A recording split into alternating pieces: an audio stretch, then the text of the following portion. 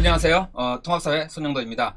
지난주에 그 거기까지 했었죠. 그 시장경제 문제점 다시 한번 정리해 보자면은 자유롭게 그냥 내버려 두면은 시장은 알아서 부가 증진되고 가장 합리적 지점에서 뭐라고 했었죠? 가격이 형성되고 등등등 이런 얘기였었지, 그치? 자유주의 시장 경제에 대해서 얘기했었습니다. 근데 이제 그런 게 한 100년 정도 지나고 나서 보니까는 아주 명확하게 시장 경제가 갖고 있는 문제점, 즉 정부가 간섭을 하나도 안 하고 개입을 하나도 안 하고 그냥 생산자와 수요자, 그러니까 생산자와 공급자, 왜 이러니? 공급자와 수요자 이렇게 내버려 두었을 때 잘 될 거라고 생각을 했는데 그렇지 않았다는 것이죠. 그래서 첫 번째 배웠던 것이 일단은 독과점 문제, 그렇죠? 독과점 문제가 있었고, 그 다음에 또 어떤 문제가 있었어요? 공공재가 자발적으로 생산되지 않는다, 생산될 수 없다라는 점, 우리에게 꼭 필요한 것들. 근데 그거는 시장 경제에서는 원활히 공급이 될 수 없다라는 거, 그리고 외부 효과까지 했었습니다. 외부 효과. 그래서 오늘은 이제 남은 한 가지 더 문제, 불평등이 경제적으로 계속 심화될 수밖에 없는 그런 구조적인 문제들에 대해서 좀 살펴볼 것이고요. 그리고 마르크스에 관련된 영상 하나 봤었죠, 그죠? 시장 경제의 자본주의의 어떤 가장 큰 문제, 심각한 문제들을 가장 날카롭게 비판했던 것이 마르크스였기 때문에 어떻게 보면 문제점을 이해하는 데 있어서 가장 빠른 길이라고 볼 수 있겠습니다. 자, 오늘은 일단 그렇게 해서 그 남은 부분 볼 거고요. 그리고 시장 참여자들, 그래서 시장 참여에 하는 가게, 기업, 정부, 뭐 외국까지도 있겠지만은 이제 그 3주체 위주로 일단 좀 살펴볼 거예요. 그리고선 그 다음 시간에는 또 이제 좀 어려운 내용, 약간 어려운 내용, 우리가 좀 잘 봐야 되는 내용인데 이제 비교 이론, 리카르도의 비교 이론에 대해서 살펴보도록 하겠습니다. 자, 바로 이제 교과서 들어가서 교과서 보면서 수업 진행하도록 할게요. 자, 잠시만요. 자, 이 부분이었죠, 그렇죠? 그래서 시장 경제에 어떤 한계가 있을까 해서 뭐 독과점, 공공재 부족, 여기서 중요한 거 뭐 있었지? 경합성, 그리고 배제성, 그 개념 반드시 알아야 된다고 했습니다.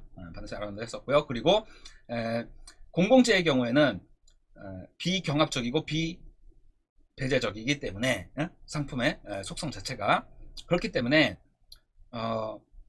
어떻게 돼요? 시장 기능에 맡길 경우에 원활히 생산이 안 된다는 것이지, 그렇죠? 그래서 우리에게 꼭 필요한 것이지만 생산이 안 되기 때문에 정부가 개입을 해서 생산을 해야 된다. 그 얘기 했었습니다. 독과점도 얘기했었고요, 그죠?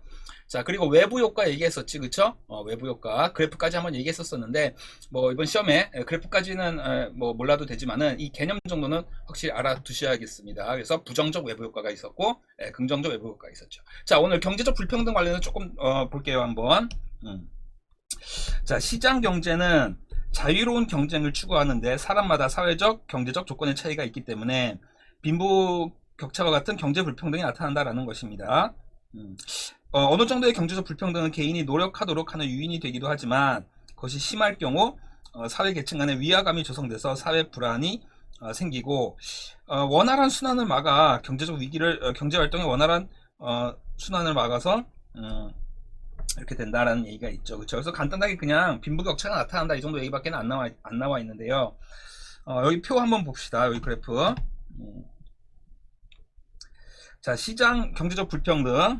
시장 경제의 원리는 경제적 평형 이런 효과가 제도가 있지만 경제적 불평등을 해결해야 하는 과제가 있습니다. 경제개발협력기구 OECD 국가들 대부분이 시장경제 체제를 채택하여 성장을 이루었지만 아직 빈부격차 문제를 해결 못하고 있어 최근 들어 요청 증가하고 있다 등등 나와 있고, 자, 요게 이제 OECD에서 발표했던 85년을 기준으로 100을 기준으로 본 거예요. 그래서 2010년까지 15년까지 자료가 나타나 있네요. 그죠? 그래서 상위 10%의 소득은 계속 이렇게 증가세로 가고 살짝 여기서만 좀 내려왔죠, 그죠? 반면 하위 10%는 계속 더 상대적으로 낮은 여기서도 뭐 같이 꺾이긴 했지만은 훨씬 더 많이 더 빈부격차가 더 커지고 있는 이런 문제가 나타나고 있다라는 겁니다. 좀 두 가지만 좀 얘기를 할게요. 참고적으로. 자, 일단 기본적으로 자본주의 자체가 자본주의 자체 얼굴이 너무 크게 나오네. 경쟁을 하다 보니까 이렇게 경기 사이클 호황과 불황을 계속 반복을 해요. 호황과 불황. 그래서 호황, 불황. 이건 자연스러운 거야. 어떻게 보면 인간 심리가 반영된 것도 된 거고요. 가령 뭐 코카콜라 처음 만들어졌다 봅시다. 그러면 엄청나게 인기가 많아서 많이 팔리겠지, 그죠? 그러면은 경쟁 업체가 반드시 나타난다라는 겁니다. 그래서 뭐 펩시 나타나고 뭐 파이로 콜라 나타나고 무슨 콜라 나타나고 이런 식으로. 그러면은 호황기를 맞이하는 거예요, 그죠? 호황기를 맞이해서 쭉 그 콜라 시장이 점점 커지는 거지, 그치? 커지게 되면서 필연적으로 과열 경쟁이 나타나게 되는 거야. 과열 경쟁. 과열 경쟁 좀 얇은 걸로 써야겠네. 펜을 좀 바꿔봅시다. 오케이.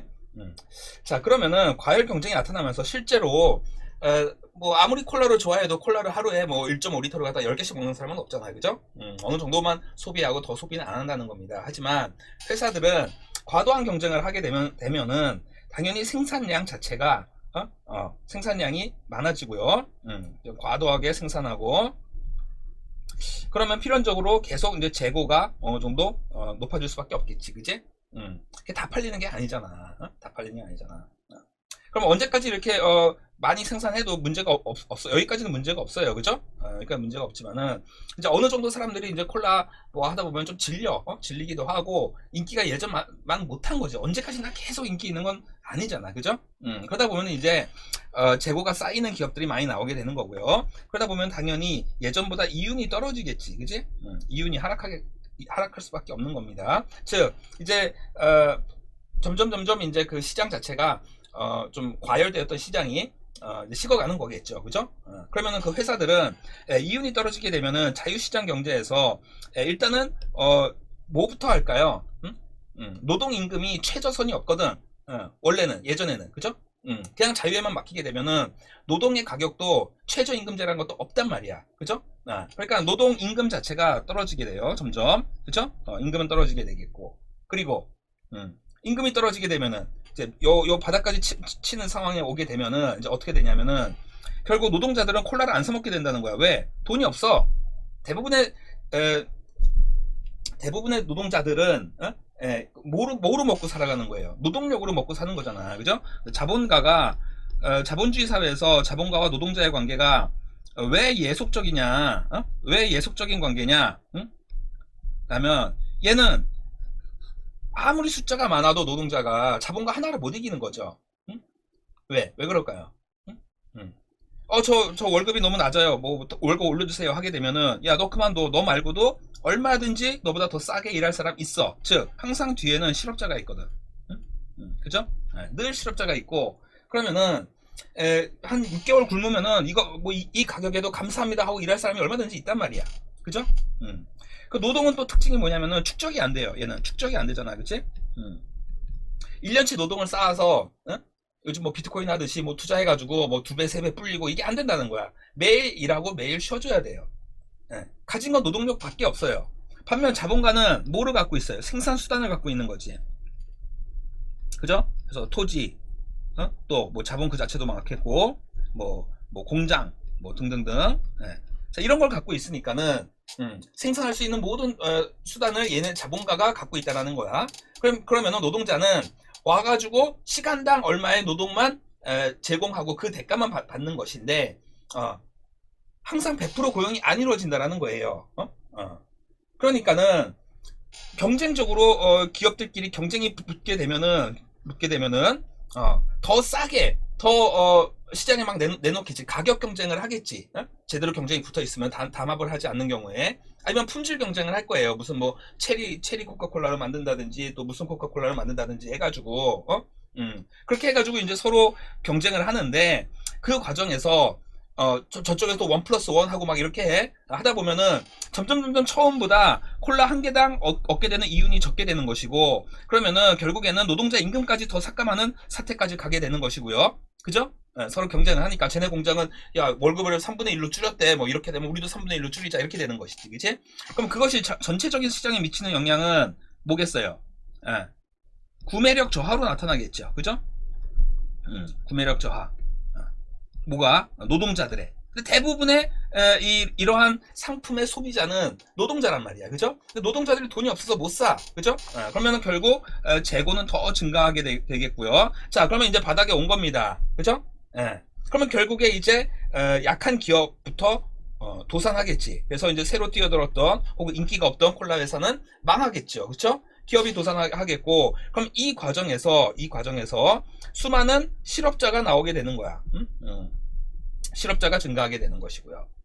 그렇게 해서 정리가 되면은 이제 살아남은 기업이 살아남은 뭐 코카콜라, 펩시콜라 뭐 두세 개 정도 살아남겠지, 그지? 남은 콜라 기업들을 뭐 헐값에 뭐 기업을 인수해서 합병 인수하고 합병해서 소수 기업이 독점하는 형태로 이루어져 가게 된다라는 얘기예요. 그러고 나서 이제 또 남은 기업끼리 또 이제 경쟁하는 이런 스타일인 것이지. 기본적으로 경쟁에 바탕을 둔 자본주의의 흐름인 것입니다. 자, 근데 문제는 뭐냐면은, 자, 이것까지 시험에 나오지는 않아. 상식을 넓혀야 된다고 해서 선생님이 여러 번 그래서 그 상식 넓히는 얘기 하는 거예요, 지금. 그러면은, 자, 이렇게 어느 정도 괜찮은 그래도 허용 범위 안에서 왔다 갔다 이렇게 호황불황을 한다면은 그래도 큰 문제는 없어요. 근데 문제는 이러한 기업이 도산하는데 만일 엄청난 대기업이 무너진다. 대기업들끼리 싸워가지고, 즉 우리나라로 치게 되면은 예전 IMF 때 기아 자동차가 무너지고요, 대우 자동차가 무너졌었어요. 그래가지고 지금은 현대 기아 이렇게 해서 현대 인수 합병된 거죠, 그렇죠? 대우는 아예 쉐보레로 갔고, 삼성이 그때 막 자동차 거의 뛰어들었는데 다 뛰어들지 말라고 막 말렸었거든. 근데 이제 오너의 어떤 그냥 결정에 의해서 삼성이 출발을 했어요. 삼성 자동차가. 근데 이제 이미 우리나라 국내 시장은 포화 상태였거든. 국내 자동차만으로도 기아, 대우, 현대만으로도. 근데 거기에 이제 또 뛰어들려고 하니까는 공격적으로 이제 가격 경쟁을 해버린 거지, 그치? 그래서 원래는 이제 뭐 소나타 당시 SM5가 나왔었는데 닛산 자동차였거든요. 그 껍데기도 똑같이 했던 거야. 근데 원래 한 200만 원 더 비쌌던 차였단 말이야, 그게. 근데 소나타보다 더 싸게 출시했던 걸로 제가 기억을 하고 있어요. 그렇게 해가지고 가격으로 이제 밀어붙인 거지. 초창기에는 이제 시장을 좀 다시 뺏어 와야 되니까. 자, 그런 식의 중복 투자가 결국에는 자동차 시장에 큰 붕괴를 일으키는 또 하나 요인이 됐다, 이렇게 분석하는 사람도 있고요. 자, 그런 식으로 해서 기아 자동차 하나 무너졌을 때 그 밑에 중소기업, 또 규모가 꽤 있는 중소기업이 거의 뭐 한 3,000개 정도? 그 정도 무너졌던 걸로 저는 기억을 하고 있어요. 정확한 수치는 기억 못하겠고. 자, 그렇게 되면은 기업 도산이 그냥 도산이 아니고요, 이거 줄 도산하게 되는 거예요. 도미노, 줄 도산.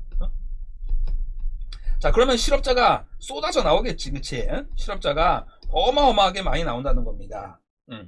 그러면서 이게 정상적으로 정리가 되고 올라가지 못하고요, 그냥 쭉 떨어져 버려요.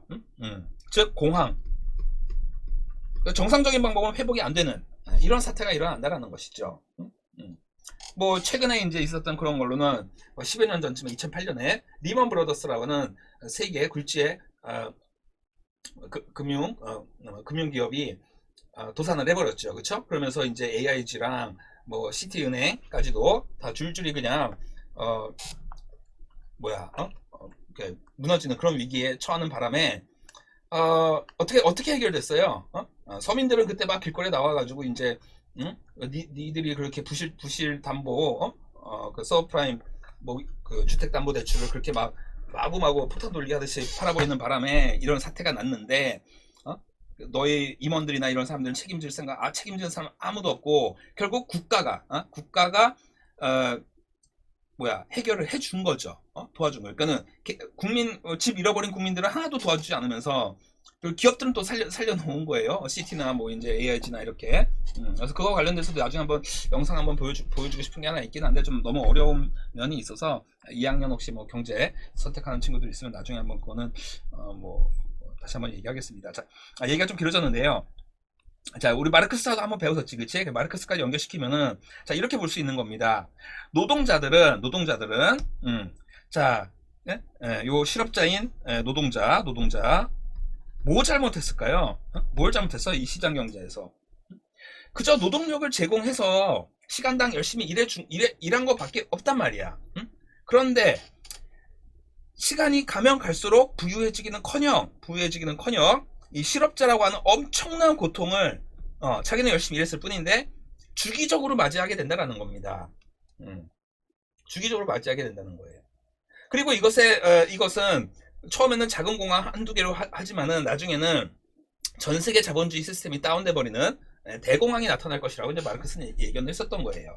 자, 그러면서 이제 막스 얘기 조금 더 마무리하자면, 저번에 영상을 봤으니까는 그러면은 이제 마르크스는 이렇게 봤던 거야. 마치 프랑스 혁명에서 피지배층이었던 상인들이 이것의 구조적, 즉 자본주의 당시 봉건제의 구조적 모순, 앙시앙 레짐이라고 하지, 구체제의 모순, 그것을 깨닫고 이거는 체제를 박살내서 새롭게 하지 않으나 해결이 안 된다. 이렇게 해서 단합해서 움직여서 혁명이 일어났듯이, 역시 이러한 자본주의의 구조적 모순이 분명히 있기 때문에 결국 이런 것을 반복하게 되면은 노동자들이 연대의식이 생겨나고요. 그래서 그것이 계급의식으로 바뀌어서 혁명으로 가게 될 것이다.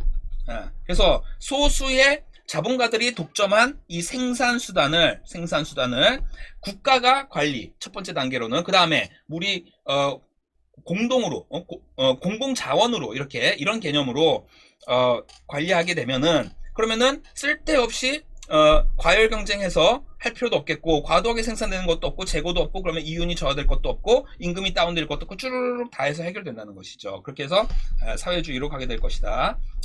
이 정도까지는 우리가 상식적으로 좀 이렇게 생각을 정리해 놔야겠습니다. 생각해 놔야겠어요. 자, 시작부터 좀 썰을 많이 길게 풀었고, 자, 교과서로 들어가겠어요. 다시 교과서로.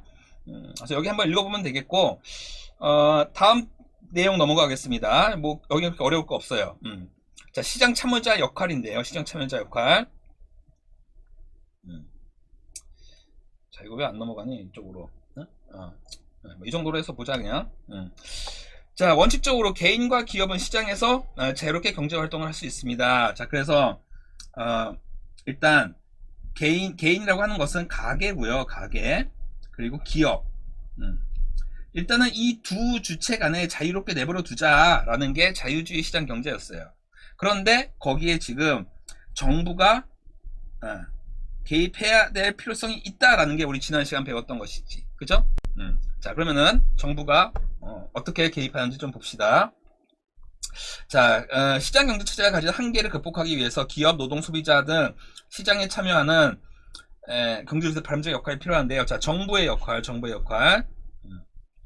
먼저 기본적인 규칙 확립이 필요하겠지. 가령 뭐가 있겠어요? 독점 방지, 독과점 방지, 그제? 담합하는 거. 시장 경제의 핵심은 참여자들끼리 경쟁해야 되는 거거든. 특히 생산자끼리 가격 경쟁을 하든지 품질 경쟁을 해가지고 이겨야 되는 거란 말입니다. 그래서 소비자의 선택을 받아야 되는 것이죠. 그죠? 근데 그렇게 안 하고 독점적 지위를 이용해서, 가령 뭐 이동통신 3사가 우리 셋밖에 없으니까는 핸드폰은 모두가 다 사용하고, 그러니까 우리가 더 이상 쓸데없이 뭐 5G 뭐 이렇게 통신 더 잘 되게 천문학적 액수를 투자하지 말고 그냥 그냥 가격이나 더 높이자, 뭐 이런 식으로 해버릴 수 있다라는 거, 이런 위험성이 있다는 것이죠. 그래서 그런 거를 갖다 못하게 규칙을 만들고 심판의 역할을 해야 된다는 얘기입니다. 이것은. 자, 시장을 통해 해결하기 어려운 문제가 발생할 경우 직접 해결하기도 합니다. 예를 들어서 정부는 시장의 원활한 작동을 위해 경제 관련 법률을 정비하고, 자, 공정거래위원회 등을 통해서 독과점 방지, 그죠? 지금 얘기한 게 바로 이겁니다. 첫 번째. 그래서 앞에서도 우리 제일 먼저 나왔던 게 독과점 문제였었지. 독과점 문제. 자, 그 다음 외부 효과. 자, 두 번째 나왔네. 외부 효과. 자, 외부 효과에 대해서 어떻게 해야 된다고 했어? 부정적 외부 효과에 대해서는 과태료를 때린다든지, 환경세를 뭐 물린다든지 이렇게 한다고 했었고, 오염 배출하는 거. 그리고 정원 가꾸기나 이런 거 얘기했었는데, 또 뭐 EBS 교육방송 뭐 이런 것도 얘기했었지, 그지? 그런 거는 긍정적 외부 효과를 일으키는 거라서 어떻게 해야 돼? 보조금을 지급해 준다든지, 뭐 인력을 더 뭐 보충해 준다든지, 뭐 장비를 더 뭐 보충해 준다든지, 뭐 이렇게 하면 되겠죠, 그죠? 그래서 외부 효과. 자, 외부 효과가 발생할 경우 세금을 부과하거나, 이거는 부정적 외부 효과. 자, 보조금을 지급하는 거. 이건 뭐예요? 긍정적 외부 효과에 대해서 이렇게. 자, 하여튼 불필요한 경제활동을 줄이고 필요한 경제활동을 늘어나도록 유도한다. 여러 번 문제 보다 보면 그래서 요거에 관련된 그래프가 좀 나오기는 해요. 그치? 그래서 이렇게 간단히 한번 설명했었어. 그래서 지금 현재 수요 공급 있으면은 일로 더 늘려야 돼. 이게 긍정 외부 효과죠. 그렇죠? 외부, 그치? 그래서 여기가 사회적 최적 수준이라고 했었지? 최적 수준. 여기까지 늘려주는 게 정부가 보조금을 지급해서 해주는 거고, 부정적 외부 효과는 이 반대였었지, 그지? 지금 현재 지나치게 많이 생산되는 거야. 왜? 얘네가 환경 오염해서 그 하는 외부 효과가 반영이 안 되고, 따라서 세금을 때린다든지, 과태료, 환경 규제 같은 거, 환경세를 매긴다든지 해가지고 줄여야 되는 거죠. 그쵸? 그래서 여기가 사회적 최적 수준, 이런 것까지 얘기했었습니다. 물론 이번 시험에 그래프 갖고는 안 해요. 그래프 갖고 안 한다고 했습니다. 그냥 교과서 위주로만 항상 시험 문제 낸다고 얘기했었으니까 참고적으로 혹시 다른 문제집에서 보게 되면은 이런 얘기였구나 하고 한번 이해하고 넘어가면 되겠습니다. 자, 그래서 여기도 공정거래위원회에서 뭐예요? 독점 규제 및 공정거래에 관한 법률, 자, 이런 걸 통해서 일단 심판 역할을 한다는 것이죠. 심판 역할. 자, 그 다음도 보겠습니다. 계속. 자, 그리고 세 번째. 자, 우리 정부는 시장을 통해서 제대로 공급되기 어려운 공공재 생산. 이거 세 번째 거였지, 그치? 자, 공공재는 특징이 비경합적이고 비배제적이라고 했지. 자, 비배제성 어떻게 이해하면 된다고 했어요? 경합성, 경쟁이 안 일어나. 경쟁이 안 일어나. 그리고 얘는 돈을 받을 수가 없어. 배째 그 얘기했잖아, 그지? 돈을 받을 수, 요금을 받을 수가 없어요. 그렇기 때문에 결국 무임승차, 이 두 개로 인해서 무임승차 문제가 발생하고, 그러면은 어느 미친 사람이 아무런 돈도 받을 수 없고 할 수 없는 거에 대해서 돈을 투자해서 그걸 생산하겠습니까? 그죠? 그러니까 안 한다는, 생산이 안 된다는 거야. 우리에게 꼭 필요한 건데, 공원 이런 것들, 그죠? 도심 한가운데 있는 공원이나 이런 거. 그러니까 도심 한가운데 어떤 사람이 돈을 많이 들여가지고 땅을 사가지고 엄청나게 비싼 그 땅값에 땅을 사가지고 공원을 예쁘게 지어서 무료로 개방하겠냐는 거야. 시민들한테. 누가 그걸 하냐는 것이지, 그지? 근데 우리에게 꼭 필요한 거니까 그런 게 있어야 되는데, 도심 가운데 좀 공원도 있어야 되잖아. 그러니까 이거는 정부가 개입해서 해야 된다라는 것이죠. 그래서 국방과 치안 서비스 이런 것들 다 마찬가지가 되겠습니다. 도로, 항만, 철도, 이런 거, 공공도서관, 공원, 이런 것들이 얘가 되겠죠. 그죠? 자, 마지막 여기 봅시다. 정부는 시장경제 작동 과정에서 경제적 불평등이 심해지는 것을 방지하기 위해 소득 재분배 정책을 실시하는 것이고요. 자, 그래서 정부가 하는 것이 정부의 정책, 지금 나와 있듯이 개입, 규제하고 이런 게 있지만, 기본적으로 정부가 하는 것은 세율, 세금에 관련된 세금된 게 있고요. 그리고 정부 지출이 있어요. 즉 정부가 돈을 막 쏟아부어 공공사업에, 이런 경우가 있고, 하지 않을 때가 있고요. 그러니까 정부의 정부 지출, 즉 재정 정책이라고 하거든. 정부의 재정 정책이 있어. 이제 세율 플러스 세금, 통화도, 여기 통화 정책도 같이 들어가는 거지. 요즘 말로는 이제 뭐예요? 그냥 돈을 막 찍어내잖아. 미국에서 보게 되면 작년 코로나 이후부터, 그 전에도 그랬지만 훨씬 더 심하게 M2라고 해가지고 그냥 돈을 막 찍어낸단 말이야. 달러를 양적 완화라고 하지, 그치? 이건 원래 정상적인 방법이 아닌 거거든. 세금을 통해서 조절을 한다든지, 정부가 채권을 발행한다든지, 채권을 매입한다든지, 이런 식으로 하는 거예요, 원래는. 근데 이게 잘 안 먹히니까는 그냥 돈을 찍어내버리는 것이지, 그치? 매우 위험한 정책인데, 지금 이제 그것 때문에 이제 자산시장에 지금 돈이 많이 몰렸잖아요. 실제로 돈을 이렇게 많이 찍어냈는데 서민들이 그 혜택은 거의 못 봐. 그 돈은 다 어디로 가버렸냐면 주식시장이나 이렇게 투자 시장으로 다 가버렸단 말이야. 코인, 비트코인 막 이런 거, 그죠? 자, 근데 이제 풀어놓은 돈은 언젠가 또 좀 다시 회수해야겠죠, 그죠? 무한히 풀어놨으니까는.